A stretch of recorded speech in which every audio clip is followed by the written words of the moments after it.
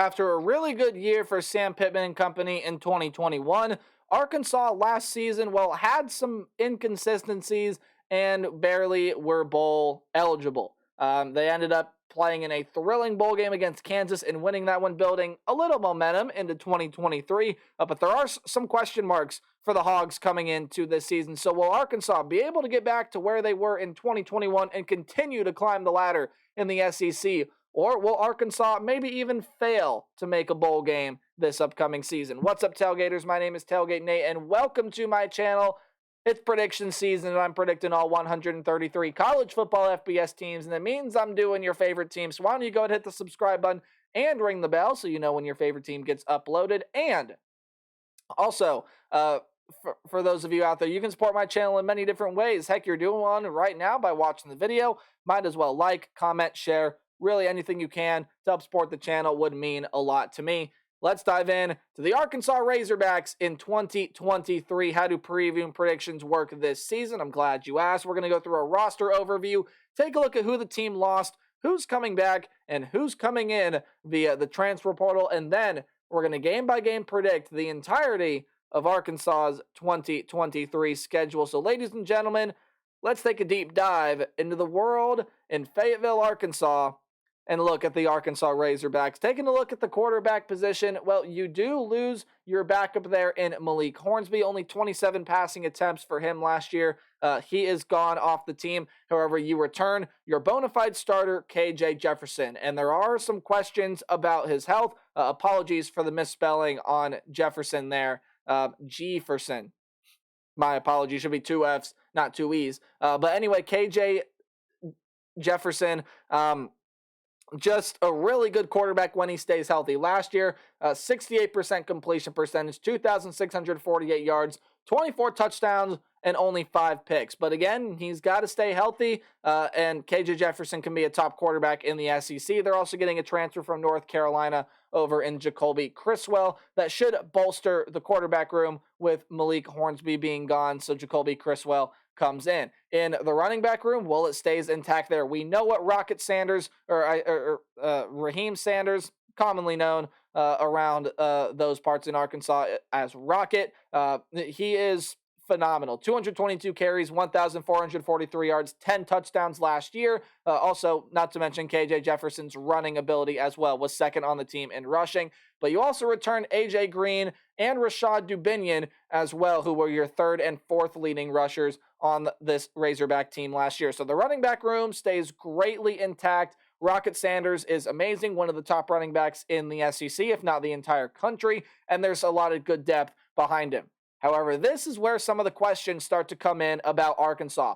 Who's going to be catching the football on the other side of KJ Jefferson's passes as you lose Jaden Hazelwood and Matt Landers, who were your top two targets last year by a long shot, and then it was kind of everybody else. Warren Thompson and Keytron Jackson are also guys that are leaving this program. Who do you return? Bryce Stevens had 109 yards last year. Jaden Wilson only had 49 yards for this team last year. Just a whole lot of uncertainty in what you're going to have in the wide receiver room. However, you are getting a transfer coming in. And Andrew Armstrong, he's an FCS transfer. I believe, if I'm getting the school right, from Texas A&M Commerce. Although that could be wrong. You can fact check me on that and let me know. But Andrew Armstrong should be a boost to the wide receiver room. But again, kind of a mystery on what they have there. They're also losing a pair of really good tight ends. Trey Knox is transferred out, and Hudson Henry is also gone. So leading the tight end room will be Nathan Bax and Ty Washington. Who's catching the football for KJ Jefferson? That's my biggest question for Arkansas coming into this year. And the offensive line, you also do lose a lot of pieces. Ricky Stromberg, Luke Jones, Dalton Wagner, all gone. Who do you return? Bo Limmer and Brady Latham. And you're also getting a transfer coming over in Josh Braun to help bolster up that offensive line. Now moving over to the defensive side, where I have some questions here too. Jordan Dominic is gone, as well as Terry Hampton and Isaiah Nichols are all gone. Dominic was second on the team, was 7.5 sacks, was amazing for the team last year. And again, he is gone. Who do you return, though, on the defensive line? Well, Zach Williams, Cameron Ball, Eric Gregory, and Landon Jackson come in. And you do get some transfers coming in over here in Anthony Booker. He is coming over from Maryland. And then you're also getting a Trahan Jeffcoat coming over from Missouri. Booker, a 4-star rated transfer. Jeffcoat, a 3-star rated transfer, according to 24/7, to help bolster the defensive line.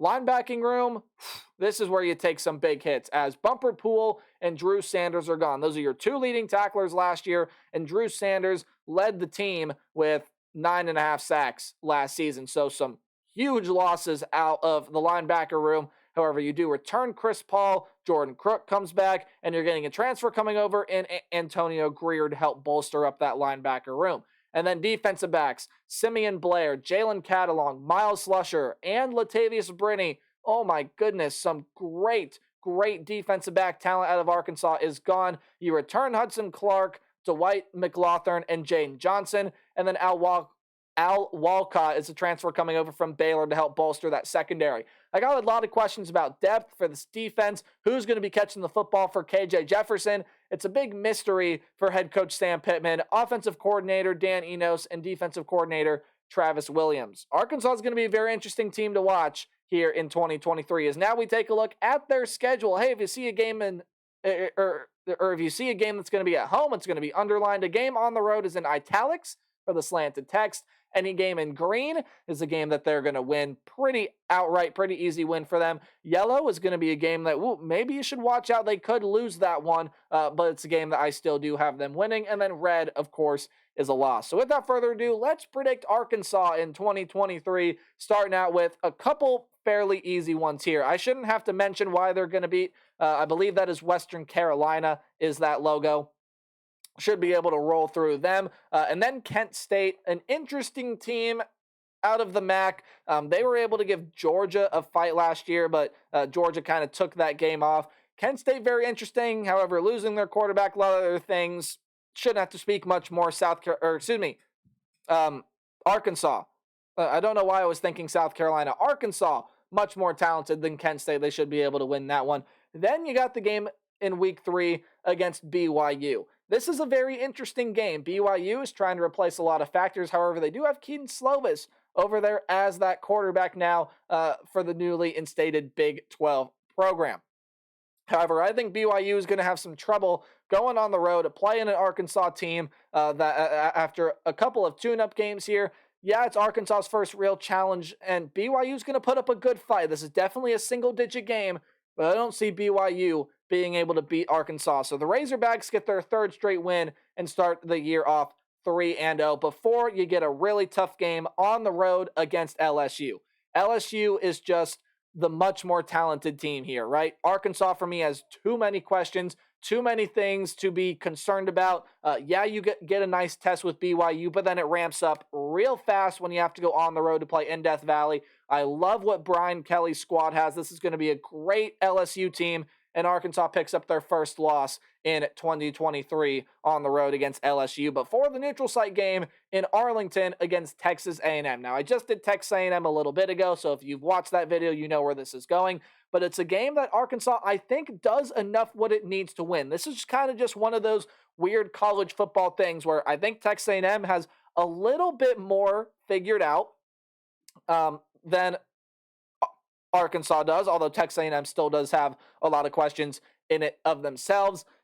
I just feel like Arkansas is going to be able to do enough to win this game. I think they're going to get the turnover that they need. I think they're going to get the stop that they need. And remember, Arkansas was this close on beating Texas A&M last year on that extra point field goal, whatever that happened to be. I forget the context there. It is escaping my mind. I think they're going to be able to beat Texas A&M. I think they're going to start 4-1. And maybe in what might some people consider an upset, but I think they do beat the Aggies. Then they're going to go on the road and play Ole Miss, and a battle of the running backs will take place here. Rocket Sanders versus Quinshawn Judkins. It's going to be crazy. It's going to be a lot of fun to watch. But I think Ole Miss has enough else surrounding the running back, surrounding the quarterback, to be able to do enough here. So I think with the amount of question marks that Arkansas has on this defensive side, just who's going to step up and who's going to be making the really big plays for this defense. Ole Miss, we know, is a very heavily offensive firepower team, and I got Ole Miss being able to win that game there. So Arkansas, I don't think is going to have much luck on the road against Lane Kiffin's Rebels. So they end up dropping that game. Then they got to go on the road to play Alabama. And this is kind of another LSU situation here, right? Alabama is just a supremely more talented team. They're going to be a national title contender, much like the LSU Tigers will be. Again, going on the road, going to be really hard for Arkansas. I got too many questions about this team. And Arkansas picks up their second straight loss after they lose to the Alabama Crimson Tide. So, you've lost 3 out of your last 4 now after starting 3-0, and you get a really tough home game against Mississippi State. Mississippi State has had Arkansas's numbers in years past. However, if you think I got questions about Arkansas, well, Mississippi State's defense, I still think is going to be pretty solid, right? However, that offense, you do have Will Rogers coming back, but who is going to step up in the skill positions? First year under new head coach Zach Arnett was the former defensive coordinator. I'm not quite sure. I have the confidence that some people may have with Mississippi State this year. And so I do think Arkansas is going to be able to win this game at home. I got question marks about both teams. So I'm going to go ahead and lean towards the home field advantage here, which I've been in Arkansas Stadium. I went to that Arkansas-Alabama game last year, and it was a great environment. The fans are great. I think they're going to do enough here to help push the Razorbacks to victory. And then you get your bye week. Woo, okay. A lot of the really tough games are behind you now. LSU, Ole Miss, Alabama, Texas A&M, they're all behind you. It's a fairly, compared to what they had before their bye week, fairly soft schedule moving forward. However, I still feel like they pick up a couple losses and one right here against the Florida Gators. For as many questions that I have about Arkansas, I got even more about Florida. And I am not confident what Billy Napier's team has this year. However, when I do look at this Florida Gators team, they're going to win a game or two just because of home field advantage, right? Because the Swamp is just such a tough place to play. And I think Florida's going to get a win or two that maybe they're not going to be favored in. Maybe, FPI doesn't like their chances. But I'm going to go ahead and say that Florida going to be able to beat Arkansas here as Arkansas is coming out of the bye week. So Arkansas now sitting at 5-4, and I think they're going to fall to 500 here. I really like what Auburn has, and I think Auburn is going to be a very surprise team, and I think Auburn's going to steal one on the road here for Arkansas. This might be one of the games so far in my prediction videos that I'm kind of calling that, okay, maybe might not happen. Again, Arkansas probably going to be favored. They have home field advantage. But I like what Hugh Freeze has, and I think Auburn is going to be cooking. I think they're going to be rolling at this time in the year, and that's why I have them picking up a win against Arkansas. So Arkansas now falls to 500. Thankfully, though, they'll get a nice pick-me-up game with the win against FIU to get themselves back in the win column, and then the home game against Missouri to end the year. Missouri, another interesting team for me. Missouri's got a fringe bowl team sort of sitting at the bottom of the SEC just based on how good the SEC is. But this is still, I think, going to be a very competitive Missouri team. This is the game I was kind of going back and forth on, but I do think Arkansas is going to do just enough. Missouri's going to fight. This could be a game they need to make a bowl game, but Missouri is not enough at the end of the day for the Razorbacks. So the Razorbacks take a step up from last year. They finished 6-6 last year, and I think they finished 7-5 this year. Maybe not the record that Arkansas fans want them to try to get back to, but definitely taking some steps in the right directions. They got some really hard games this year, and who knows? Maybe they beat Florida, go 8-4. They beat Auburn. They could go 9-3, which I think is that ceiling. They got some really tough road games for Arkansas to handle. But anyways, let me know your thoughts about the Razorbacks in the comment section below. And remember to play hard but tailgate harder. See all you guys in the next one.